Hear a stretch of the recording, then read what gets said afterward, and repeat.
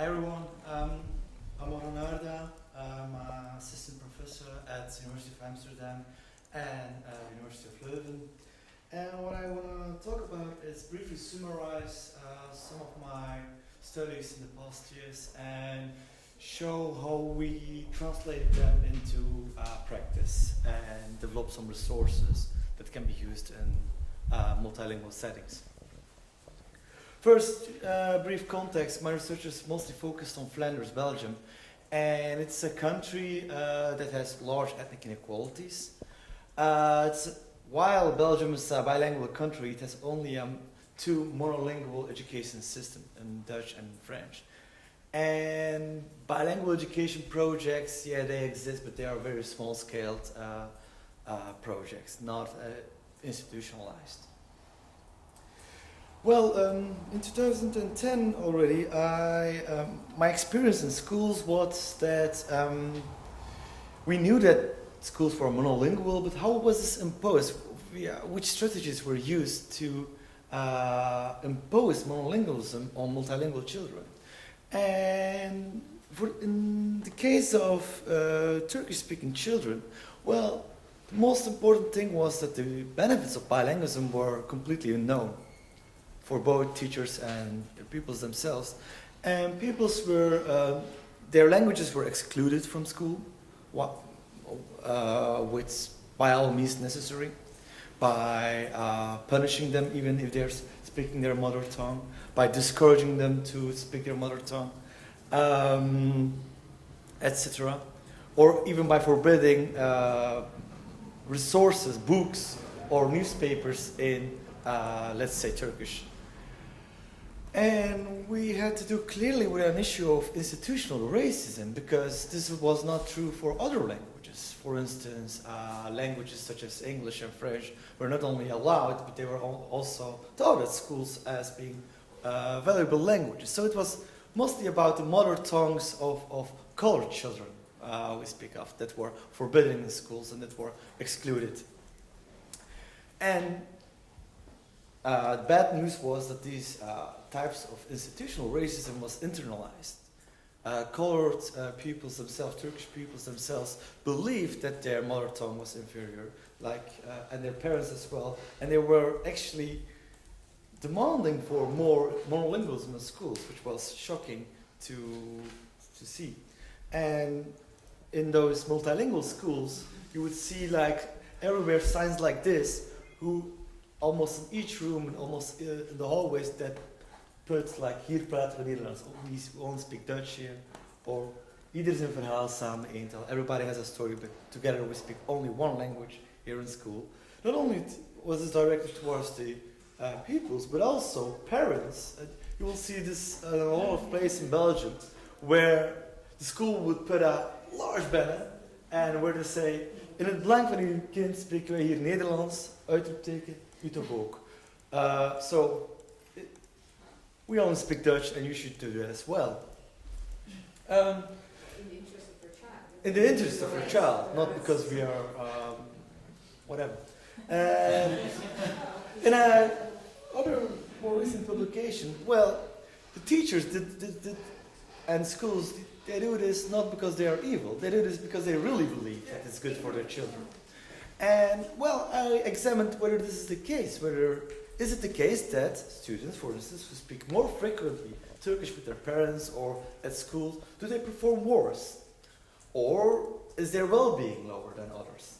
What I found was that actually speaking a language more or less was completely not significantly related to academic achievement. So it didn't, like teachers believed, reduce performance. What it did was it reduced sense of belonging, school belonging. That is because their languages weren't welcome in schools. So those who spoke it more, they felt less welcome in schools. And this had maybe an indirect impact on their achievement. But so speakers of another tongue, they had a lower sense of school belonging, not a lower academic achievement per se. And in other publications, we found that it wasn't actually on language use, we found that it was on teacher expectations. we were wondering why are teacher expectations lower in certain types of schools. And we found out, with qualitative evidence here, that these lower expectations were largely related to teachers' understanding of linguistic diversity. Linguistic diversity was understood as linguistic deficiency. And that created some lower expectations. And I think we all know what lower expectations can bring. And to further analyze that in a more recent publication that will be published within a couple of months, we got a quantitative evidence on teachers' understanding of how multilingual diversity works, or how pro-monolingualism they are. And it was actually shocking even for us that to see that in secondary schools of Flanders, 77% of teachers agree or completely agree that non-Dutch speaking people should not be allowed to speak their home language at schools. So we speak about a very large majority of teachers arguing for only monolingualism at school. And so what? You might be thinking, what is so worse on monolingual ideology? I think this graph shows it to us that monolingualism, the higher the level of monolingualism among teachers, the lower the trust in pupils. That goes together. So the idea of they should only speak Dutch at school, it comes together with I don't think they are ready for learning, I don't think they are able to learn.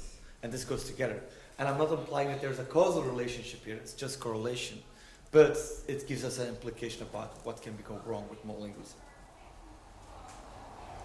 And another concern was, okay, but these languages, even if you would allow them, and what is the value of it for the society?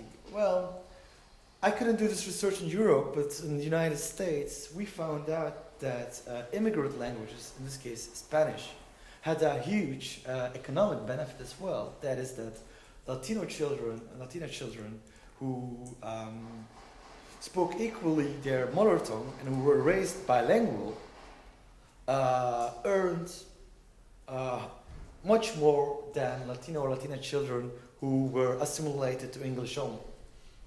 So there was a huge economic benefit of multilingualism as well. I hope to reproduce this study in Germany or in the Netherlands, but time will see whether we have the resources to do that. To see that, to also convince right-wing politics, left-wing politics might be more easily to convince, but we also need to convince right-wing politics at this moment. And if we can show that there's a clear economic benefits on multilingualism, this might also help to convince at least economical right-wing thinkers about the importance of multilingualism, because a higher income is, of course, a higher revenue, tax revenue, a lower burden on social security, etc. So, but I did not find the proper data to conduct this study in a European context. And what can we do as researchers to put the issue of multilingualism on the agenda? Well, we can write opinion pieces. I wrote some a couple of months ago where I argued that it's good that the Dutch government is now investing in multilingual education, but they do it only for English, German, and maybe French, but not for the colored languages or black languages. And my argument is why should we do this only for the white languages and not for colored languages? But then, even if the majority of teachers or school personnel, of policymakers are favoring monolingualism, there's a minority of teachers who are willing to implement multilingual practices and but have questions about it or do not have the appropriate resources to do that. And there are some very legitimate questions like, okay, I'm not proficient in those languages and there are like 7 languages spoken in my classroom. How can I implement that? Or how can we have multilingual education without segregating children? Which are, I think, very legitimate questions. And we did some valorization projects to develop tools about these concerns, about developing tools that can be readily used in multilingual classrooms where there are several languages spoken and where children can learn in those languages. And if I can just show from the so-called Valde project, which has 4 tools that we developed, I will show 2 of them. They're directed for different people. eValidate is an e-learning tool, for instance, for children. And this is not only for multilingual children. Also, Ingrid and Hank can use it because it's always simultaneously in 2 languages. Let me show how it can work. It is just a tool that can be used by everyone who has access to Google Chrome or another browser, and who just have to type the URL,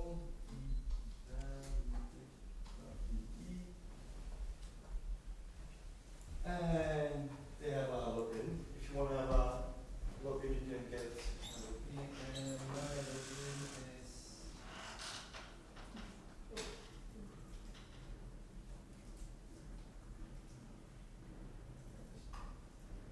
I can say whether I have other classmates with me sitting next to me, and I start. And here I have some topics that I can think about. Let's say goodbye, and let's say Groetsemble. So here I get instruction in Dutch, but let's say I'm more proficient in other languages. bestaat uit het hart en de bloedvaten. I also get text to voice, so even if I'm not proficient in reading it, I can hear it, what's written there.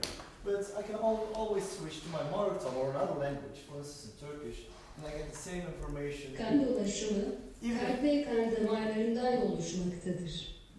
Kalbin ve vücudumuz, Even if I cannot read Turkish and only understand Turkish, I have because the auditive text-to-speech technology involved in it, I can learn from it. I can write some things, I copy-paste to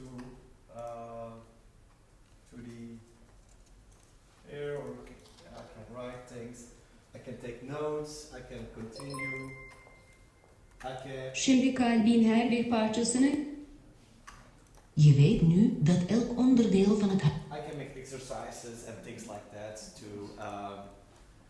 but let's say I'm not a Turkish speaker or a Dutch speaker, but I speak just Spanish or French or another language. My teacher just logs in and changes my credentials to another second language. I can use this in 7 languages at this moment. But and the teachers they don't have to be proficient in Turkish to just provide me this tool. Because even if I have questions for my teacher, I don't understand what's written there. The teacher can always simultaneously change it to Dutch, and I hope that teachers in Flanders are proficient in Dutch to understand my question. And it can work in a lot of languages. Oh really? But you understand me, right? Oh, it's 40. So this is one e-learning tool that can be used in multilingual classrooms without segregating children. Even in a very multilingual classroom, you can just the only thing that you need to have is some level of ICT integration, and it doesn't replace regular teaching. It is just an additional tool where other languages are actively used in the learning process. Not only language sensibilization, which is very important, I think, but also use those languages to make the transfer possible to the dominant languages and invest equally in the mother tongues. I can show you the other languages if you want, but I think we don't have a lot of time, so I'll switch over to another tool that we have developed. It is Metrotaal, which is within the same project a tool that is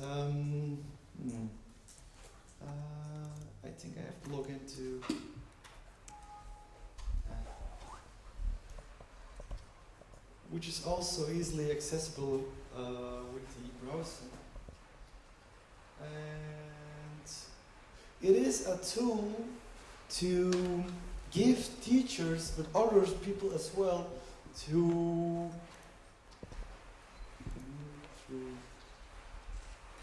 want to implement multilingual practices, but the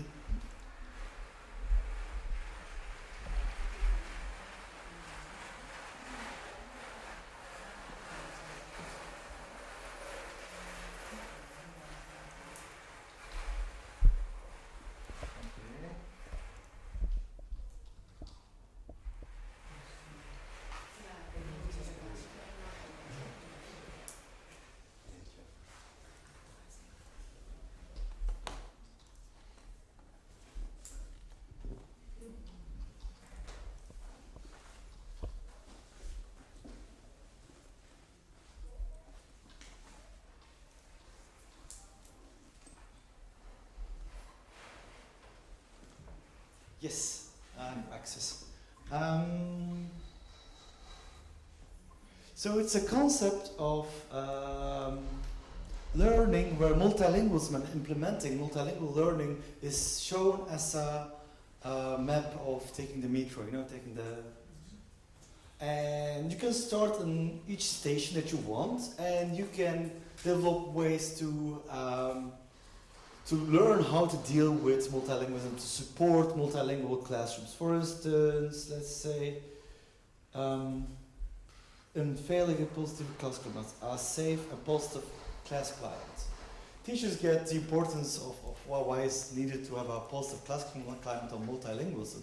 But most importantly, they also get tools and information on how to do this.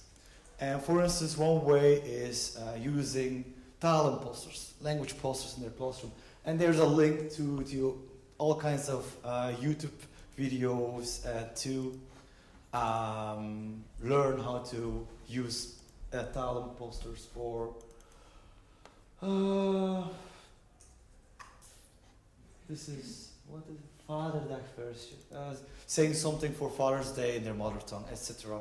And teachers or other people who want to have implement multilingual in their classroom, they can go from one station to another. They can switch routes. There are 5 lines that they can choose to go from one station to the other, and that way they develop a non-linear way how to raise awareness and how to make use of multilingualism.